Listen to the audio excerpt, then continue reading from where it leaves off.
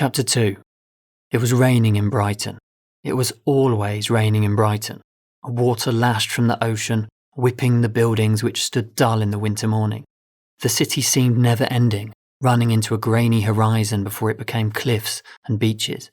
Leo ran every morning, and sometimes in the evening too. He pushed himself until his legs pumped acid and his breath ached in his gut.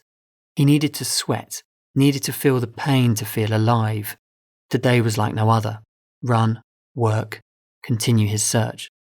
As he sped down Grand Avenue towards the sea, picking up speed with the descending road, Leo thought about Maya. He had worked out some time ago that on average she swam through his mind about 4 times per waking hour. The memory of them together, the nausea of her going missing, or his want to find her again.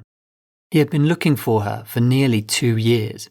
Every night he would sit at his computer and scroll through possible leads, sorting out those that could be her from those that weren't. Pictures, social media posts, articles, videos. Leo analysed anything which might lead to her or might give an explanation about where she was.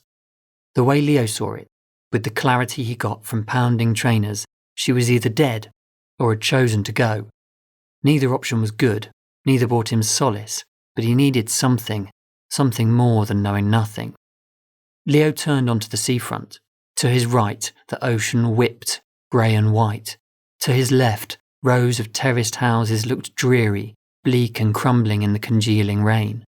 A few cars crawled past, as though still dozy with sleep. When Maya first disappeared, friends and family had been supportive, meeting his morose moods with concerned smiles and empathy. Anything you need, let us know.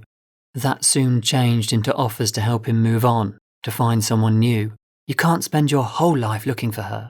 Then, as Leo declined invitations in favour of the search, friends became just irksome distractions, figures hanging unseen on life's periphery. An hour later, having showered and dressed for work, Leo again left his flat for the short walk to the offices of the Brighton Echo. When Leo had started work at the paper nearly 10 years ago, he had been ambitious, keen, and thought it was the first step of an exciting career in journalism. A career that would take him to all the places described in the autobiographies he devoured at university. A front seat in the making of history, a noble profession, holding the state to account. Leo couldn't pinpoint exactly when he stopped feeling that way, but that morning, as he pushed open the steamy door to the newspaper's office, spreading a pile of junk mail across the carpet, he knew it hadn't turned out as he'd hoped. As usual, Leo was the first in. Making a strong coffee while his computer chugged to life, upgrades had been promised a year ago. He checked the whiteboard for any planned stories. Wyatt case verdict expected was the only thing scrawled in today's box. The Wyatt case was the trial of a man on the charge of an elaborate and daring bank robbery.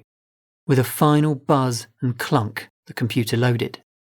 Leo sat and began putting the basics of the article together. He'd leave out Wyatt's innocence or guilt to be added later. "Morning, mate. How are you?" said Mike Grin, the newspaper's editor and owner, 45 minutes later. Closing the door behind him, he removed a designer coat which hung awkwardly over a bulbous midriff. "Blimey, mate, you been sleeping at all?" he said, taking in Leo's dark eyes and crumpled clothes. "You need to get to bed earlier. You look terrible." "I'm fine, honestly." Leo looked up from the article taking shape on the screen, then looked back to avoid the editor's intense, grey-eyed stare. "Sure, listen, got a big story for you today," Mike said, putting a hand on Leo's shoulder. "They should be delivering the verdict in the Wyatt case. We all reckon he's gone down for it, but we've got to just wait for the decision. Callum's written the article already, but someone needs to be there to shout as soon as the verdict's out. Then we'll run it. Got to beat those bastards at the Voice." The editor paused as he noticed Leo's draft on the screen. "I know you wanted to write the piece, mate, but Callum's already done it. You just need the thumbs up from the courtroom." Younger than Leo, and a recent addition to the newspaper's skeleton staff, Callum Martins routinely got the byline on most front-page stories. Callum had impressed the editor in his first week when he got a photograph of an MP leaving a late-night bar with a young woman who, as it turned out, was a prostitute.